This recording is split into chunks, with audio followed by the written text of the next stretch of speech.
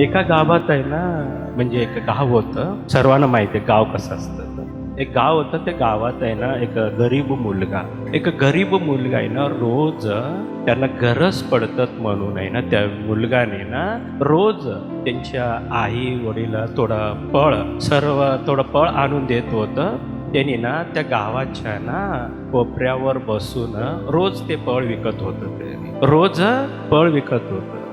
फळ विकणारा त्यांनी, कारण की त्या मुलगांना त्यांना शाळेला शिकण्यासाठी आणि जे काही थोडं गरीब होतं म्हणून आहे ना, त्यांनी ना त्यांच्या आई वडिलांनी थोडंफार आणून दिलेलं ना त्यांचे फळ त्यांनी विकत होतं. ते पण एक दिवशी त्यांनी ना त्या गावात न विकता दुसऱ्या गावात जाऊन आहे ना विकावं म्हणून, जास्त पैसे येतात म्हणून आहे ना, त्या मुलगाने ना दुसऱ्या गावात जाऊन आहे ना ते फळ विकत होतं. दिवसभर फळ घेऊन आहे ना, समोर फळ ठेवून आहे ना त्यांनी खुर्ची घालून बसलं. त्याने पण एक पण व्यक्ती ते फळ घेतलं नाही. त्या दिवशी त्या व्यक्तीकडे आहे ना एक पण व्यक्ती फळ घेतलंच नाही. कोणी पण फळ घेईना. ते लोकांना वाट पाहत होतं बाजारात सर्वांना, पण आहे ना एक पण व्यक्ती आहे ना त्याचे फळ घेतलं नाही. दुपारीपर्यंत त्यांनी वाट पाहिलं.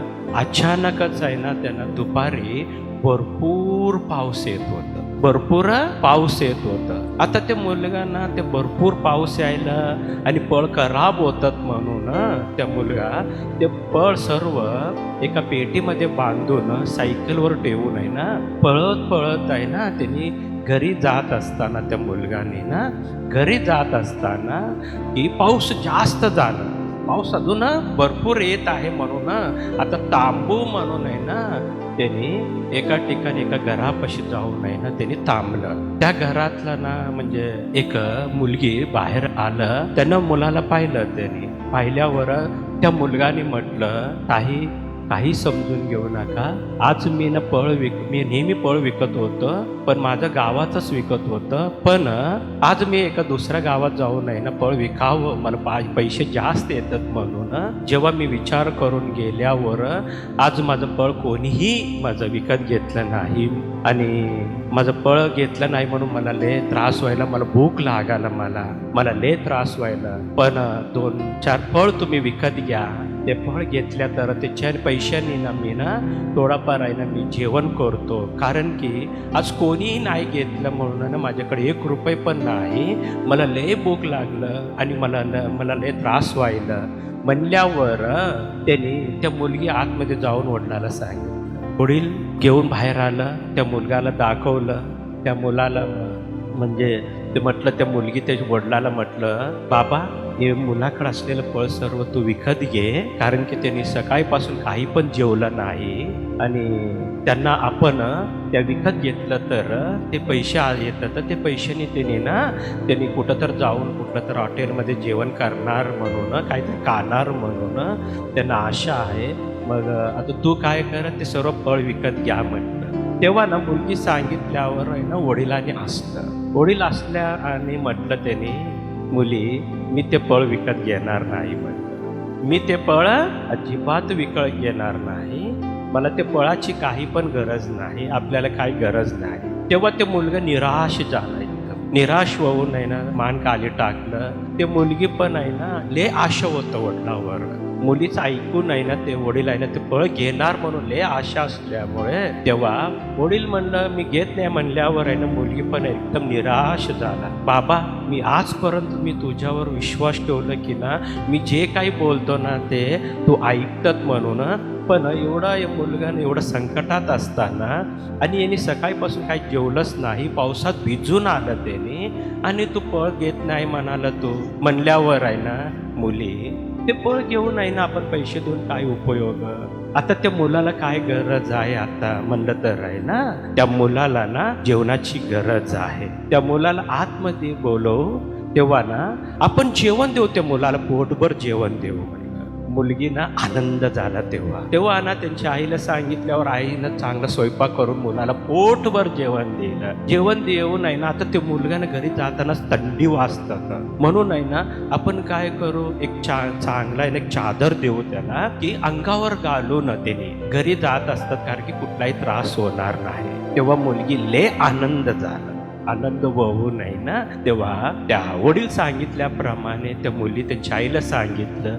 आई पण आहे ना त्या दिवशी चांगला स्वयंपाक बनवलं आणि मुलाला जेवण दिलं, पोटभर जेवण दिलं आणि एक चादर त्याच्या ना अंगावर टाकून आहे ना एक त्यांनी घरी पाठवलं. तेव्हा घरी गेलं ते मुलगा. पण बघा एक दिवस एक परिस्थिती असंच घटना घडलं की त्या मुलगी आणि त्या मुलीचे ना वडील वय झालं. एक दिवस वडिलाला ना छातीमध्ये दुखत होतं. दुखताना ना छातीमध्ये लय त्रास व्हायला त्यांना त्या व्यक्तीला, कारण की त्या मुलीच्या वडिलाला ना छातीमध्ये लय त्रास व्हायला. ते त्रास व्हायला म्हणून आहे ना त्यांनी ताबडतोब ते घरातलं सर्वजण आहे ना त्या व्यक्तीला ना हॉस्पिटलला नेलं. ते हॉस्पिटलला नेल्यावर आहे ना तिथं डॉक्टरांना म्हणलं आमच्या वडिलांना छातीत दुखत आहे, त्रास व्हायला, म्हणून डॉक्टर सर्वजण आहे ना चेक केलं सर्व. म्हणलं आता या व्यक्तीला ना ऑपरेशन करावं लागतं.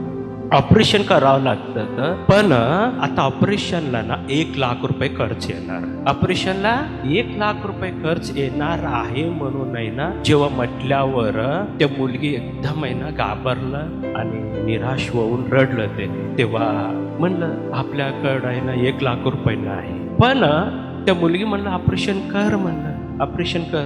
वडील म्हणलं आपल्याकडे 1,00,000 नाही, आपण तेवढं श्रीमंत नाही. आता 1,00,000 कसं आहे ना आपण पेडू शकतो ना. डॉक्टरचं चल जेवढं दिवस जगायचं तेवढं दिवस जगू म्हणून आहे ना त्या मुलीचे वडील म्हणलं त्या मुलीला चल आपण घरी जाऊ, कारण की आपल्याला तेवढं बिल भरू शकत नाही, आपल्याला तेवढं सामर्थ्य नाही, आपण घरी जाऊ चला. म्हणून म्हटल्यावर नाही बाबा आपण ऑपरेशन करू दे म्हणलं. तर आहे ना तेव्हा त्या मुलगी सांगितल्याप्रमाणे ऑपरेशन केलं. डॉक्टरने ऑपरेशन केलं, त्यांना ऑपरेशन केलं, ऑपरेशन झालं. तिथंपर्यंत आनंदाचे वातावरण. ऑपरेशन झालं, चांगलं झालं सर्व गोष्टी. जेव्हा आता घरी पाठवताना डिस्चार्ज तेव्हा बिल देणार. असं डॉक्टरांनी काय करणार, बिल देणार. बिल द्यायला दिले. बिल दिल्यावर बिल बघितलं मुलगी. बघितल्यावर 1,25,000 बिल भरावं लागतं. 1,25,000 बिल भरावं लागतं. ते मुलगी डायरेक्ट रडालतं. तेव्हा रडताना ना त्या डॉक्टरनी जवळ आलं. काय झालं म्हणलं तर आहे ना नाही मी एवढं भरू शकत नाही, मी थोडं भरतो. आता आमच्याकडे 25,000 आहे, मी तेवढं देतो, बाकी 1,00,000 मी थोडं डॉक्टर थोडं घेणार आहे ना, येऊ शकत नाही. पण त्या डॉक्टरांनी असलं आणि ना त्या व्यक्तीकडे येऊन आहे ना त्या व्यक्तीच्या पाठीवर हात ठेवून डॉक्टरांनी म्हटलं हे बिल तुम्ही भरलं म्हणलं. हालेलुया. हे बिल काय केलं तुम्ही ऑलरेडी तुम्ही भरलं म्हणलं. तेव्हा भरलं म्हणल्यावर आहे ना तेव्हा ते आश्चर्य झालं. त्याने अरे कधी भरलं म्हणलं. नाही तुम्ही ऑलरेडी तुम्ही बिल भरलेलं आहे, पेड म्हणून लिहिलेलं, तुम्ही चांगलं बघा म्हणलं. वर 1,25,000 दिसतं तर त्याचे खाली 1,25,000 बाजूला पेड झालेला ना लिहिलेलं आहे. भरलं म्हणल्यावर त्या मुलगी आणि त्या व्यक्ती आश्चर्य झालं. तेव्हा आश्चर्य होऊन म्हटलं कधी भरलं म्हणल्यावर त्या मुलगा म्हणतं ते डॉक्टर एक दिवशी मी जेव्हा पावसात मी तुमच्याकडं आलं ना जेवण दिलं. तुम्ही काय दिलं? जेवण दिलं माझ्या पोटभर. त्या दिवशीच बिल पेड झालेलं आहे. हालेलुया. त्या दिवशीच बिल पेड झालं, कारण की ना त्या दिवशी जेवण नव्हतं म्हणून मी कष्टामध्ये असताना माझं कष्ट तुम्ही पाहिलं आणि मला जेवण दिलं, एक चादर दिलं. तेच मुलगा आता तुमच्या समोर उभारलेला डॉक्टर आहे. हालेलुया. म्हणून परमेश्वराने म्हणतात की मत्ते शुभवर्तमान 22 अध्याय 39 वचन, इच्छासारखी दुसरी एक आहे की तू आपल्या शेजाऱ्यावर आपणासारखी प्रीती कर. हालेलुया. तू आपल्या शेजाऱ्यावर आपणासारखं प्रीती कर. जसं स्वतःवर प्रेम करतात ना तसं परमेश्वर म्हटलं सर्वांवर तू प्रेम करा म्हटलं. हालेलुया. म्हणून त्या मुलगाने म्हटलं जेव्हा तुम्ही सर्वजण माझ्यावर प्रेम केलं त्या दिवशी, आता मी जसं तुम्ही माझ्यावर प्रेम केलं तसंच आज मी तुमच्यावर पण प्रेम केलेलं आहे. हालेलुया. म्हणून त्या मुलाने म्हटलं त्या दिवशीच जर तुम्ही ना तुमचं बिल फेडलेलं आहे आणि ते जेव्हा ते पावसात तुमचं घरी आलेलं फळ विकत घ्या म्हणून सांगितलेलं ना, ते मुलगा कोणी पण नाही, आज मीच होतं. म्हणून जसं तुम्ही माझ्यावर दया दाखवलं तसं आज परमेश्वर माझ्यावर कृपा दाखवलं की परत मी तुमच्यावर पण दया दाखवत आहे. हालेलुया. मी तुमच्यावर प्रेम करत आहे. हालेलुया. म्हणून त्या दिवशी त्या मुलाने ना त्या व्यक्तीचं ना बिल फेडू नये ना, त्यानं घरी पाठवलं, देवाची महिमा केलं. म्हणून आज आहे ना परमेश्वर म्हणतात देवाचं सर्व, येशू ख्रिस्त सर्व मनुष्यावर प्रेम केलं. येशू ख्रिस्त सर्व मनुष्यावर प्रेम केलं. येशू ख्रिस्त म्हटलं मी जसं तुझ्यावर प्रेम केलं तसं तू पण तुझ्या शेजाऱ्यावर आहे ना प्रेम करत राहा. कारण की जसं मी तुझ्यावर दया दाखवलं तू पण तू दया दाखव म्हणलं. हालेलुया. म्हणून आहे ना आपण उपवासाच्या दिवसामध्ये राहत असताना जेव्हा आपण या उपवासाच्या दिवसात आहे ना जसं परमेश्वरांनी आपलं पाप क्षमा केलं, आपल्यावर कृपा दाखवलं, दया दाखवलं आणि आपलं पाप क्षमा केलं, तसं पण येशू ख्रिस्त नावामध्ये आपल्याला असलेले सर्व व्यक्तीवर आहे ना प्रेम करून आहे ना एखादा आपण आहे ना देवाच्या कार्याबद्दल त्यांच्यावर पण दया दाखवलं तर परमेश्वर म्हणतात त्याची प्रतिफल मी तुम्हाला स्वर्गात देणार आहे. हालेलुया. म्हणून परमेश्वराने म्हटलं 1 योहानाचे पत्र 4 अध्याय 7 वचन, प्रियजनवो आपण एकमेकावर प्रीती करू, कारण प्रीती देवापासून आहे. जो कोणी प्रीती करतो तो देवापासून जन्मला आहे व देवाला ओळखतो. जो प्रीती करीत नाही तो देवाला ओळखीत नाही, कारण देव प्रेम स्वरूप आहे. हालेलुया. म्हणून परमेश्वर म्हटलं आपल्याला की आपण एकमेकांमध्ये प्रेम राहिलं पाहिजे. तुम्ही ना आई वडील आहे ना लेकरांमध्ये प्रेम राहिला पाहिजे, नवरा बायकोमध्ये प्रेम राहिला पाहिजे, आपण बंधू मध्ये प्रेम राहिला पाहिजे. याला प्रेम म्हणतं. आपण त्यांच्यासाठी ना प्रार्थना केलं तर येशू ख्रिस्त नावामध्ये त्यांनी पण आपल्यासारखं एक दिवस परमेश्वराला स्वीकार करू नये ना, त्यांनी पण येशू ख्रिस्ताच्या नावामध्ये रक्षण प्राप्त करत असतात. म्हणून आपल्या जीवनात परमेश्वराने या भूतलावर आहे ना आपल्याला दिलेलं आहे की येशू ख्रिस्त नावामध्ये तुम्ही प्रेम करा. तुमच्या घरांमध्ये ना तुम्हाला ना प्रेम राहायला पाहिजे. आई वडिलावर आहे ना मुलं मुली प्रेम करायला पाहिजे. आई वडील मुलांवर मुलींवर प्रेम करायला पाहिजे. कुटुंबामध्ये आहे ना प्रेम राहत नाही. आजच्या दिवसामध्ये आहे ना प्रेम कमी आहे कुटुंबामध्ये, पण परमेश्वर म्हणतात कुटुंबामध्ये प्रेम राहायला पाहिजे. नवरा बायकोमध्ये प्रेम राहायला पाहिजे, पण आहे ना प्रत्येक लहान लहान विषयामध्ये पण आहे ना नेहमी भांडण करू नये ना, एकमेकांमध्ये द्वेष निर्माण करू नये. परमेश्वर म्हणतात लहान लहान विषय सर्वांमध्ये चुका होत असतात, पण एकमेकांमध्ये काय राहायला पाहिजे, प्रेम राहायला पाहिजे. जसं त्या मुलावर त्या व्यक्तीने प्रेम केलं, ते मुलगा एक दिवस डॉक्टर झाल्यावर पण आठवण करून त्या व्यक्तीवर प्रेम केलं, तसं येशू ख्रिस्त नावामध्ये ना आपण पण आपल्या कुटुंबामध्ये प्रेम राहिलं पाहिजे. यासाठी की परमेश्वर प्रेम स्वरूप आहे. हालेलुया. परमेश्वर प्रेम स्वरूप असल्यामुळे परमेश्वरच प्रेम आहे. ते परमेश्वर येशू ख्रिस्त नावामध्ये आपल्यामध्ये आहे. म्हणून आपल्यामध्ये परमेश्वर असल्यामुळे ना ते प्रेमाचं परमेश्वर आपल्यामध्ये असल्यामुळे आपण कोणावर पण आहे ना कुठल्याही प्रकारचे राग, द्वेष, ईर्ष्या हे सर्व न राहता सर्वांवर प्रेम करायला पाहिजे. त्यासाठी परमेश्वराने म्हणतात तुम्ही उपवास कराल, पण उपवास कसा राहिला पाहिजे म्हणजे येशू ख्रिस्त नावामध्ये आहे ना या उपवास आहे ना तुम्ही सर्वांवर प्रेम दाखवा म्हणतं. तुम्ही ना द्वेष करू ना. एक व्यक्तीला तुम्ही द्वेष करून उपवास राहिलं तर काय उपयोग त्याच्याने? आईला द्वेष करलो तू ना, आईला ना द्वेष करून तू उपवास राहिलं तर तुझं उपवासाच्या प्रार्थना परमेश्वर ऐकणार आहे का?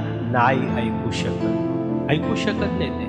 कारण परमेश्वर म्हणतं तर पहिला आहे ना तुझं आईकडे जाऊन तू ना क्षमा माग आणि नंतर माझ्याकडे येऊन क्षमा मागितल्यावर मी तुला क्षमा करतो.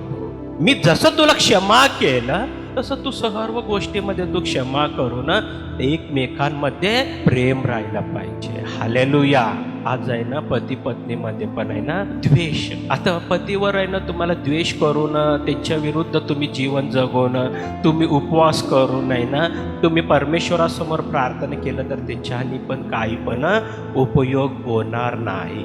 परमेश्वर म्हणतात पती पत्नीमध्ये आहे ना येशू ख्रिस्त नावामध्ये शेवटपर्यंत प्रेमच राहायला पाहिजे. लग्न कशासाठी करतो आपण? शेवटपर्यंत एकत्र राहण्यासाठी आपण लग्न करत असतो. हालेलुया. लग्न आहे ना शेवटपर्यंत एकत्र राहण्यासाठी आणि एक आशीर्वाद परमेश्वराने दिलेला महान आशीर्वाद आहे.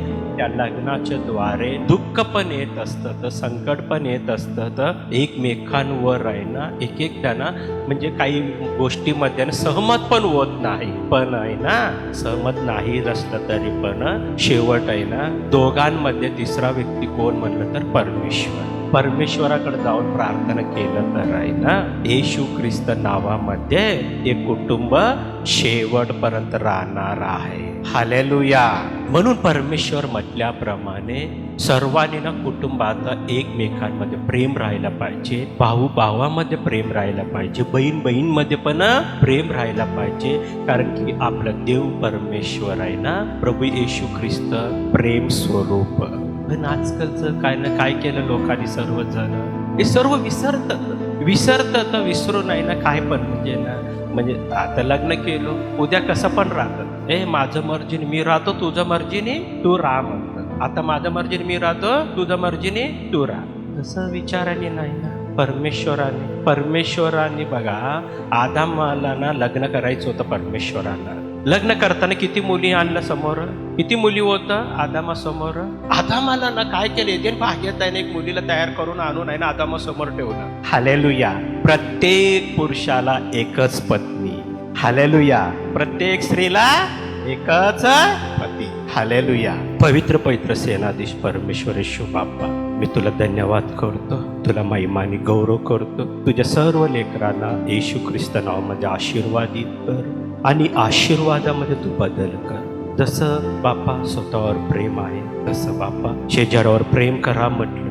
तुझ्या सर्व या उपवासाच्या प्रार्थनेमध्ये येशू ख्रिस्त नावामध्ये बापा सर्वांना बापा अभिषेकाच्या द्वारे येशूच्या नावामध्ये बापा उपवास करत असताना सर्वांना तू आशीर्वादित कर, अभिषेक कर, पवित्र आत्म्याने भर, सामर्थ्याने भर आणि सर्वांना आशीर्वादामध्ये तू बदल कर म्हणून तुला विनंती कर. महिमाने गौरव होत असताना तुझ्या सर्व लेकरांना बापा आशीर्वादित कर, अभिषेक कर, सर्व संकटापासून तू सोडव म्हणून तुला विनंती कर. आमच्यापासून संकट लांब कर बापा. जसं तू अब्राहमाला म्हणलं, अब्राहमा भिवू नकोस, मी तुझे डाल आहेस, तुझे परमपवित्र शिकायस.